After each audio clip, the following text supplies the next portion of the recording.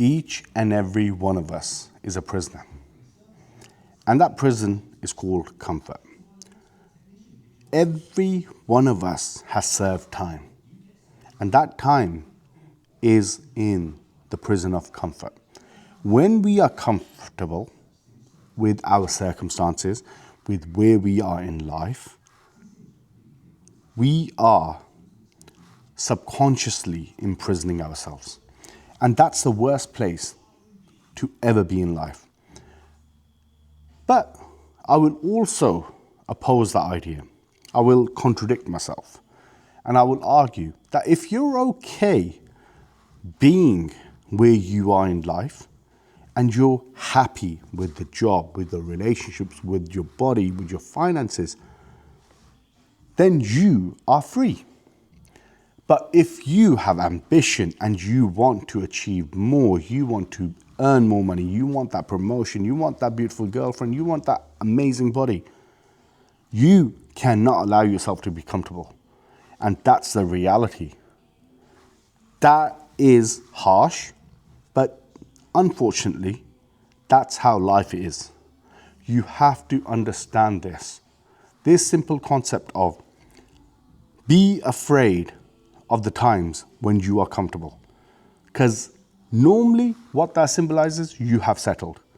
And you cannot settle if you're an ambitious person, because there's always more to do. So you have to make it part of your psyche.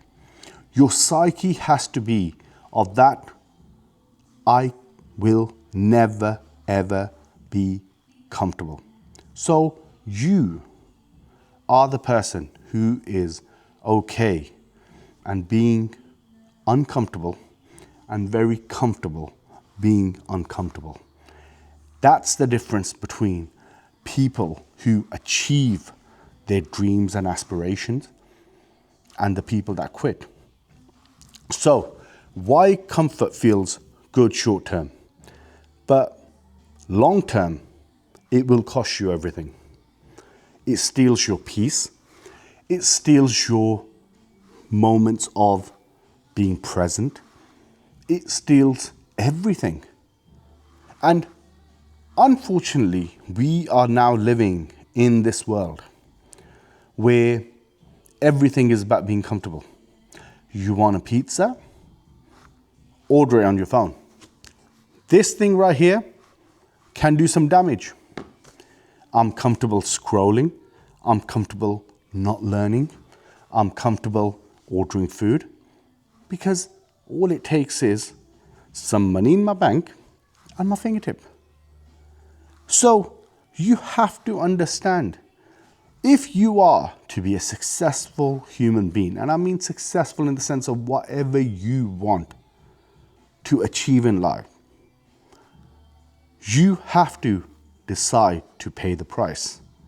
And that price comes in the form of being discomfortable and being very comfortable being uncomfortable. So, looking at my notes I made, the observable cost of comfort, what is it? If you are not in the shape that you want to be, your observable cost is weight. You are not in shape, you are unhappy in the body that you are walking in, you feel, for lack of a better word, inferior, or you feel like there's something more. You want that ripped physique, you want that confidence that it feels when you know you have worked very hard to achieve and attain that physique, but you don't. So that's the cost of being comfortable, not going to the gym. You get a rubbish body. Cool. Number two, what's another observable cost, which we all have? It's the 9 to 5. And I am not shitting on 9 to 5. I am not. What I'm saying is, in the 9 to 5 role, some people get comfortable and they don't want to do more. They are comfortable going in, clocking out. they're not progressing, and they're like, well, living for the moment, it pays my bills. But in reality, they may want more responsibility. They may want that advancement in their career, but they're too afraid. So what do? Nothing. And what does that result in? You having to live paycheck to paycheck and always just being on edge that I could be doing more, but I'm not. Number 3, you have no energy. And this is quite strange, right? Because you think if you're comfortable, you're in a nice comfy space, you're cozy, you have energy. No, it's actually quite the opposite. What happens is when you are when you are comfortable in your current situation, your job, your finances, it's actually very mentally draining. Ask me how. Because you know deep down there's something more to do. So much of that mental energy goes into pacifying that voice in your head, which says, you know you could be doing more. You know there's something more out there. You know you could be working harder. But when you decide that you don't want to work harder, you don't want to be in an uncomfortable position to achieve the life that you truly want, that voice eats at you. And that regret, that voice compounds and it becomes louder until people listen to it. And I'll give you a personal story of mine. Now, prior to this role, I was working at a global bank. Now, as many of you know, I had lost a business and I was emotionally in a very low place. And I needed a sort of stability to get me from point A to point B. And I ended up taking that job just to make ends meet, just to get out of that uncomfortable position, for me to have some semblance of control, to give myself that boost of confidence that, you know what, I can actually do this. So I ended up taking a sales role in a financial institution and we were selling. But because I had told myself this story of, I need this, I have to do this because if I need to stack some cash before I make a move. What came with that was a horrible manager. She was the worst manager I've ever had. She had this personal vendetta against me. And God's honest truth, I'm a very reasonable person. I tried making amends with her. But she just didn't like me. And that was okay. I tolerated this. And God's honest truth, I used to get anxiety. I used to be so frustrated that I would be like, I just want to get out of this situation. But I would always go back. And it was painful. It was draining. I was used to be exhausted mentally, physically. I was like, what the hell is going on? And the disrespect continued. The toxicness continued until the day, and I remember this, it was the 4th of September, 2024. Yeah. I quit.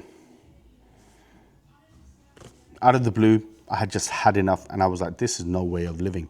I had no plans of where I was going to end up, but I just knew I had enough because it was just costing me too much of my mental health. I was like, I would rather live off the money I've stacked than tolerate this another day. It's the best decision I made. Because with my new role, I have the opportunity to produce content like this and to have a side hustle when previously I couldn't, because I used to be exhausted, used to go in thinking, what drama do I have to deal with now? So remember, these things happen. This is completely normal, but you have to decide what you will tolerate and what you won't tolerate. And when something becomes intolerable, that's your cue that you need to step out of that comfort zone and to do something that you truly want to do. And in order for you to achieve that goal, there's a price, and that price is being uncomfortable. The bigger the ambition, the more uncomfortable, more uncertainty you have to endure. But if you're somebody who's happy with where they are, happy days. Live your life, enjoy it. You have ultimately won the lottery. So